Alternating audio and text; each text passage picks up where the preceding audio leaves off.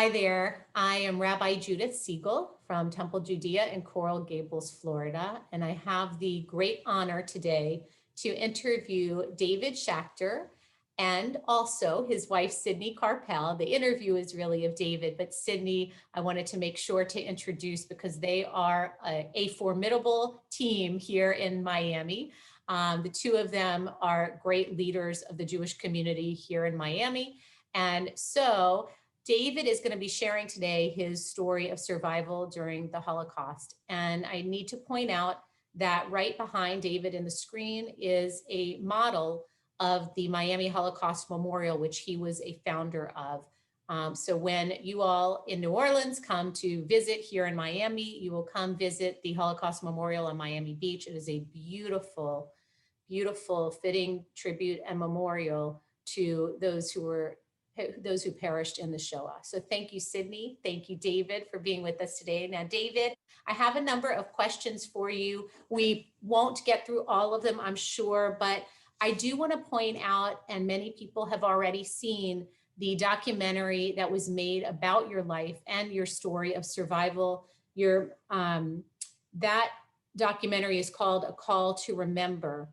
And in it, you talk a good bit about your life before the Holocaust. But is there anything you could tell us now about your life before the Holocaust, about your family, about your religious background and your parents and your community before the Holocaust?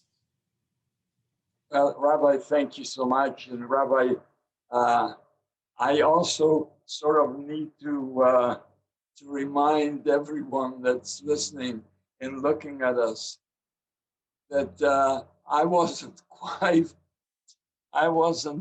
12 years old, Rabbi. And you need to know, and the audience and whoever's listening to me, that I was nothing special about me. I wasn't 12 years old, and when they came to get us was on Pesach, which is like usually in April, and I would have been 12 in August. This is like 6 months later, and I didn't really. I think I behaved as a normal boy on a farm, because that's where I was born. That's where we lived. We were living in the wine country in Slovakia, and I was one of 4 children.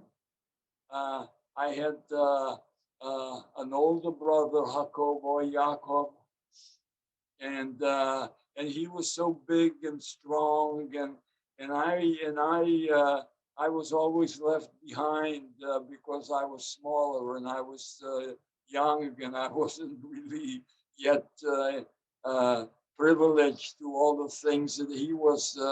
He used to ride horses, and of course he worked the farm, so he was with horses often, but he also rode horses.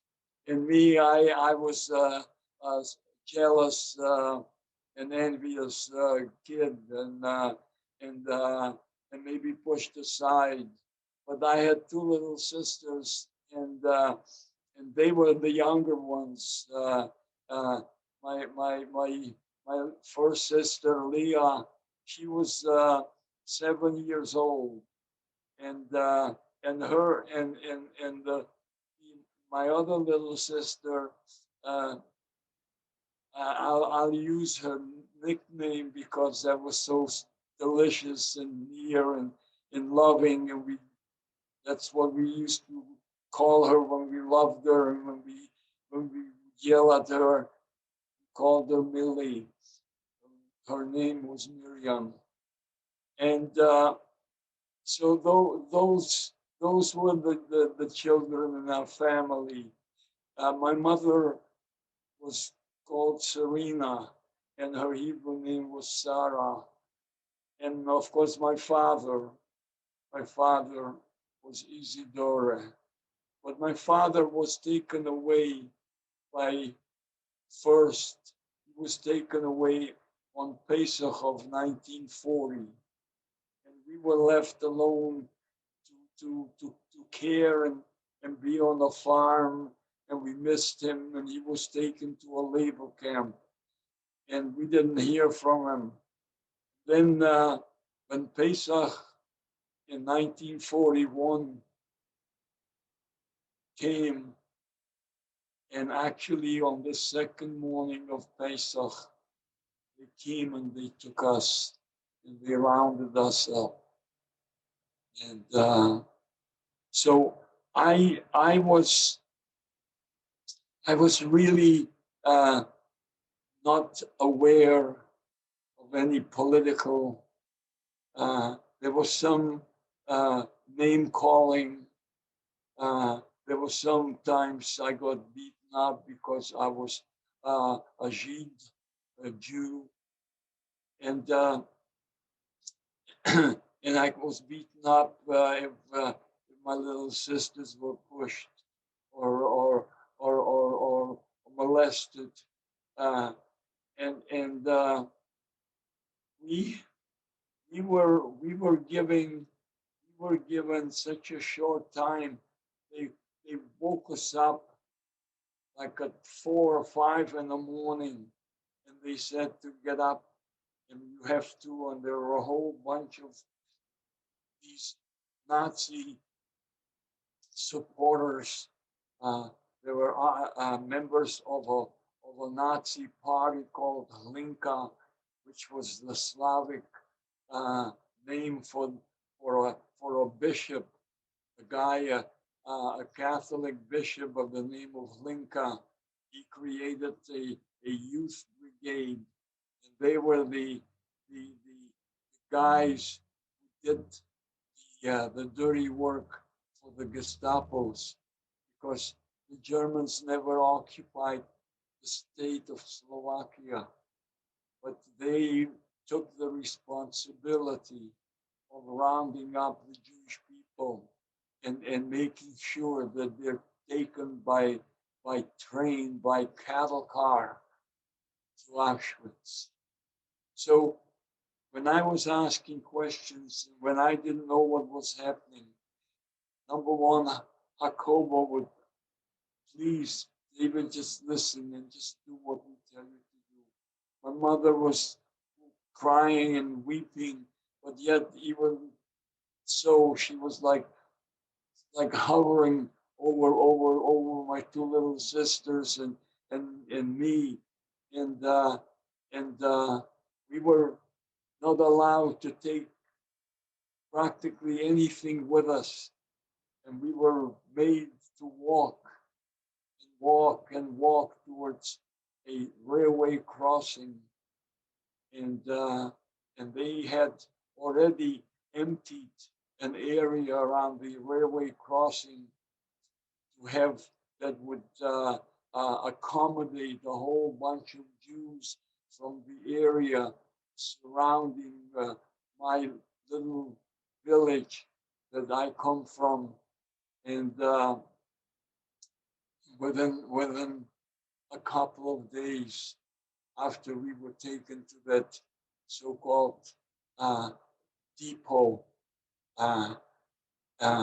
or gathering place, the trains, the cattle cars came, and I still didn't understand what in the heck was happening. They were beating us. We saw people being pushed and trampled on, and kicked and whipped. And the Hlinkas, the Nazis, were like laughing and enjoying and happy to participate. And when I would ask Jacobo, why don't you hit him back? And he would put his hand on my mouth and stop me from asking questions. And but I guess at not quite 12, I didn't comprehend what was in store for us, for the Jewish people, for the people that were rounded up. Even when we were put into those cattle cars, they deliberately overloaded cattle car, probably 30, a little over 30 feet long. Never hold more than maybe 50, 60 people. And they pushed in, crowded in over 100 people. And before we even left, to us, the horror began. Children, babies were crying, mothers trying to sort of hold them tight and begging them not to cry. People were trampling each other to death. That was before the train even began to go to its destination of Auschwitz. David, so I know you tell some of this part of your story in the documentary, and I know that it is, of course, a lot of emotion around what happened because of your memories. And I know, because I've heard you tell this story before, that these memories still are very clear for you. I wanted to know, if possible, if you could talk about how you were able to get through, to have hope, to be able to um, just live every day, especially once you got to Auschwitz. I know that story of, and you tell it in your documentary, of being separated from your family, except for Yaakov, your brother. But can you talk about what kept giving you hope? What kept you alive or with hope? Well, the the the the main thing that after reality, after maybe the second day, when we were separated, as I said in the in the in the in the in the film, we were a mass of people in hundreds, maybe thousands, and a whole bunch of us were pushed into one side, and I saw my mom and my two little sisters, and she was still holding their hands, and they were so far away. And I said to her, "Oh my God, then go get them, please." And he tried to go, but he couldn't. And she wouldn't let go of the children. So that's when the reality,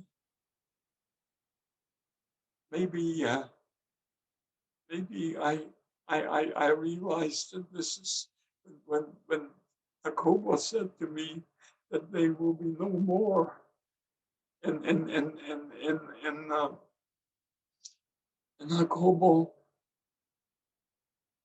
all of a sudden, Jacobo was like hovering over me and trying to protect me, and never left me out of his sight, and pulled me to him, and and and and, and made sure that that the Gestapo at that time already the Nazi Gestapos already were waiting.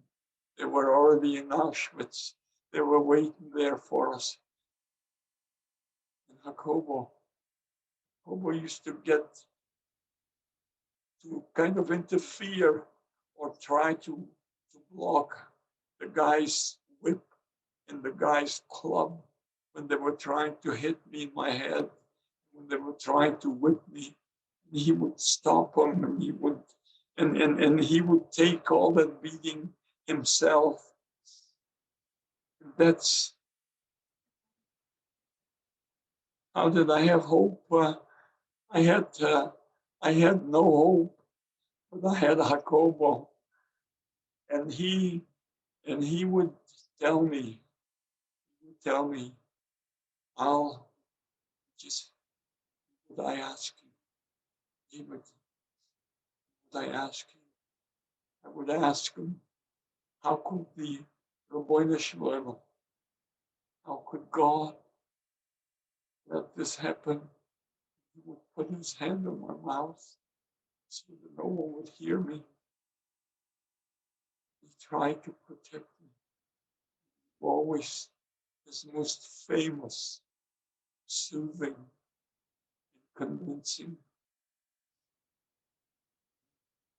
meaningful expression for the whole time that I was with him for 3 years.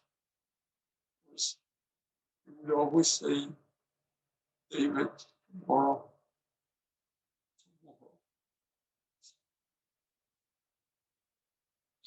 It took such a long time for tomorrows. Wait, David, I missed, I'm so sorry. I know this is so hard to talk about for you. I know, and I'm so sorry, David. I heard you say, I lost a little bit of what you were saying about how Jacobo would talk about tomorrow, and then I didn't hear what you said after that. I said that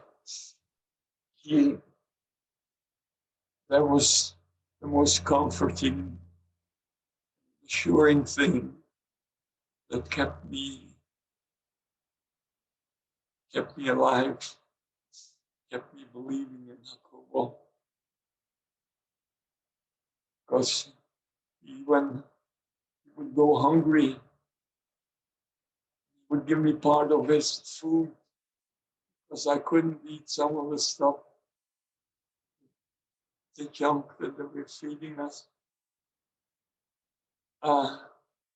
Jacobo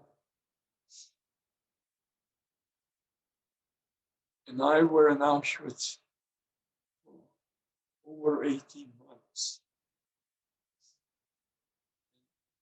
As you know, we were selected, pushed into a group, what was called a workforce. And we were cleaning the cattle cars that our people were transported in. Those cars, all of them, were knee high in human waste, decomposed bodies.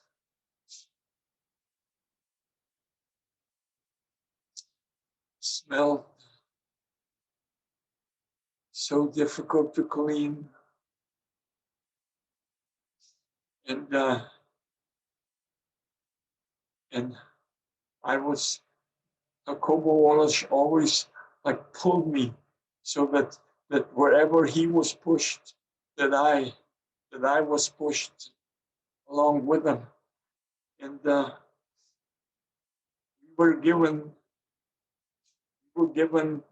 were segregated and people to small groups of 6, 7, 8 people, and the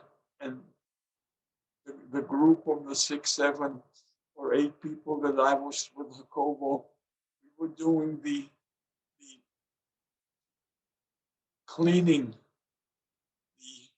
the wheels, the axles of the car, of the railway car. And we were also commanded to grease, to put that horrendous grease onto this axle, on these axles. And I was the guy who did the scraping of the old dirt on the axle so that they can put the new grease on it. But I was always on the side of Jacobo. And we did that in Auschwitz for 18 months. And taken, and by that time, it was like the end of 1942. At that time, it was like the beginning of 1943. They started rounding up more and more Jews, and they needed cattle cars, and they needed these cattle cars to transport them in. And then they went ahead and opened up Buchenwald as a killing camp. And they sent us to Buchenwald. And we were doing the same thing in Buchenwald. We were the same Arbeit group, workforce that we were assigned in Auschwitz. They assigned us to the same work. And of course, by the time we got to Buchenwald, they had already killed more than 3 million of our people. And they needed to kill the rest of us. So they needed those cars. So in some kind of a silly, stupid sense, we thought that maybe this is the purpose that we're alive, and we did the very same work in Buchenwald.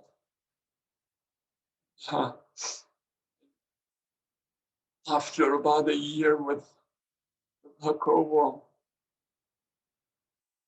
he was getting a little weaker, and then he was getting more weak, and he was not feeling so good. And also, they had been killing. The killing in Buchenwald was in full force, and at the same time, they went ahead and stopped feeding us, and they stopped.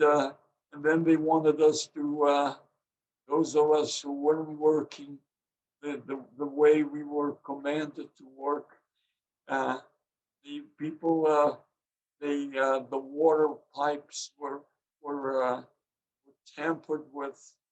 They went ahead and put some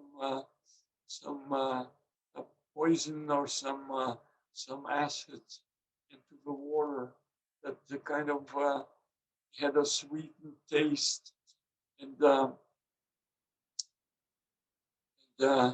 we knew, Jacobo knew that he has to boil the water.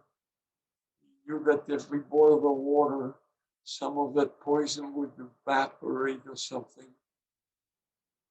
And then one morning, working, cleaning the axles, and I see Jacobo is drinking the water. And I said, "You didn't boil it, Jacobo." He was weak. He wasn't feeling good. And about less than 2 days later, we're marching to work. And Jacobo can't walk. Can't walk, and he's sick. He's trying to throw up. Jacobo fell. And I couldn't pick him up. It wasn't permitted. And that was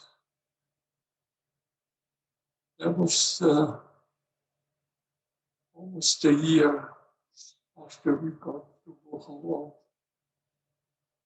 And I was without Jacobo almost 6 more months.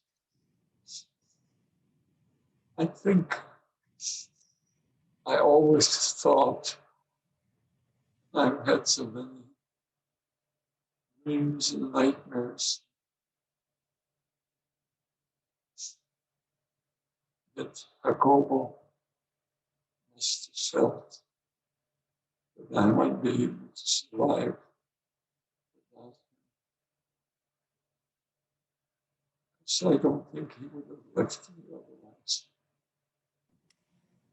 He really was, I know, always watching you and taking care of you and doing everything he could for you, David. And I know that. And I'm so sorry. I know this is so hard even now. And I know you've told this story many times. And I'm so sorry to ask you to tell it again.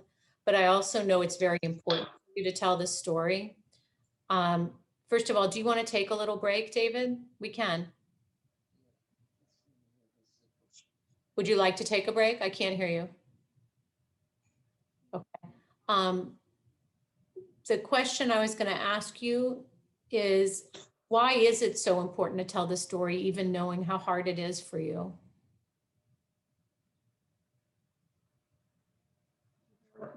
Yes, yes, Rabbi.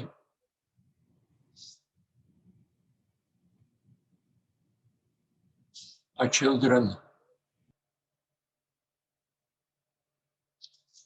are usual. Our children, they need to know. They need to know what happened. Rabbi,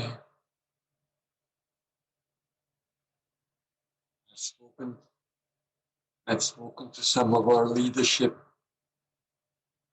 in Jewish communities.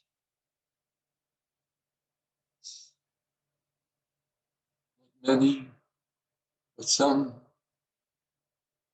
rejected the fact that I wasn't mindful that these children would be having nightmares, that they're not old enough. Maybe I should sort of temper my behavior by telling you the story. Rabbi, I know that you have been the inspirer of so many of our young children. You do it with such a loving, caring manner. But I know that you agree that our children need to know who they are and need to know what they are. They need to know what happened to our people. They need to be aware. They need to know that we have a right, like the rest of the human race. They need to know the anti-Semitism be deplored, but they need to first be aware of what anti-Semitism is. And if there hadn't been anti-Semitism, 1.5 million of children under the age of 12 have never been destroyed with such vigor, with such commitment that they need to be no more. Rabbi,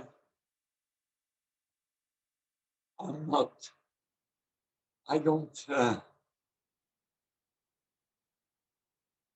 know how to at times cope.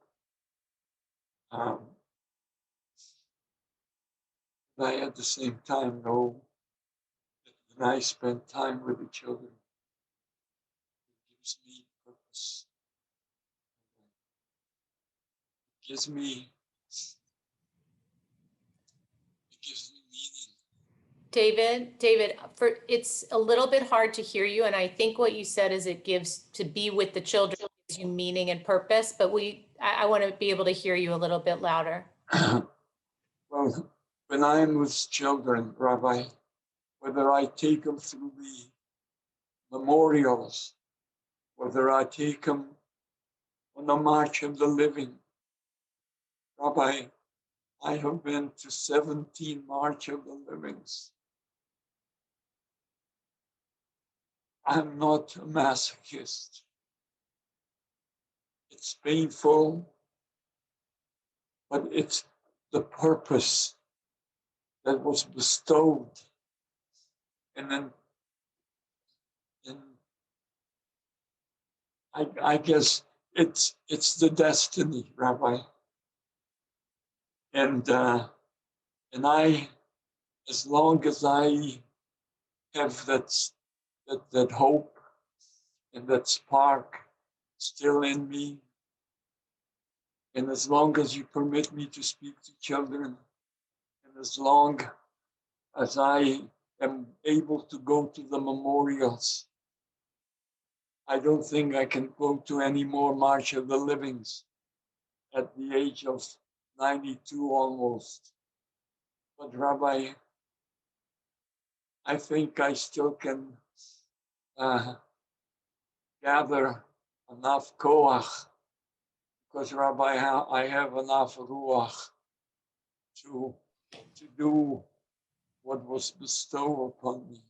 You do have that koach and ruach. And number one, David, I want to tell you that the New Orleans Jewish community cannot wait to host you and Sydney the next time that you feel up to it and that it's safe to do so because of COVID. I hope that will happen. You know, my family, my mom and dad, Betty and Harry Lazarus, are ready to welcome you to New Orleans whenever that opportunity is there.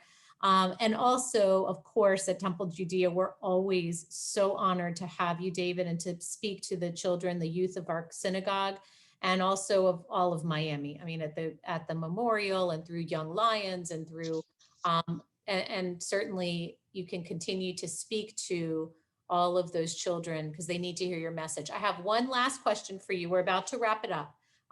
And the last question is, what do you want the people who are listening, anybody who is listening, what do you want them to remember about you? What is your message to them? Rabbi, I am someone over. Someone pointed the finger at me once, and he said that don't you ever quit? And I said, say it again. And he said it again. And I went ahead and had the chutzpah to tell him to say it 6 more times. And Rabbi, if there's so many things that I remember, and believe it or not, in spite, and I don't want to impress you by using a biblical expression, Rabbi, but I practice it and tell it to myself, Rabbi, in spite of everything, Rabbi. I'm amazed at myself. I'm not embarrassed that I'm emotional. I am, Rabbi, I was in a bunk. And I want you children to hear that. I was in a bunk in Auschwitz for a year. These bunks were tri-leveled, and each level they had 3 people sleeping. Jacobo was commanded to be on the top level. I was on the bottom level. And I was next to a rabbi, to a guy by the name Rabbi Chuna. Rabbi Chuna. Rabbi Chuna was, and I remember he told me that he was like 27 years old. And you know, Rabbi, he was different. He was different because he was a redhead. And he was different because every morning when he got up, like every morning for the year that I knew him, he would get up and we would be beaten to get us out of the barrack. And he would be looking skyward and he would say, "Good morning to the Rabbeinu Shalom." And he did that. And whenever he said that, a different Gestapo bastard would beat him. They would beat him. And that went on. And he was part of that workforce that Jacobo and I were in. One morning, Rabbi, one morning, he not only said, "Good morning, Rabbeinu Shalom," but he said he was praying, saying, "Ani modeani lifonecha." And this Gestapo with a whip, and he beat him, and he pulled him towards himself, and then he undid his whip, and the rabbi fell onto the fence that was electrified, and he was no more. So I know that I survived. And I know maybe that the guy upstairs, Rabbi, and I'm taking that privilege because of my age, call him the guy upstairs, that he maybe likes me a little better now. Because I somehow, Rabbi, Rabbi Chuna was overseen or neglected or not cared about. And those are the things, Rabbi, that make my commitment what it is. David, we only have 1 more minute, and I want to make sure you get this message in, because I know that every time I've heard you speak, you tell the students what they need to do. So will you please let everybody know what you need, that what you ask of them or what you want of them? I want them to remember. I want our people to remember, but especially our children. We want to remember the 1.5 million children. To me, if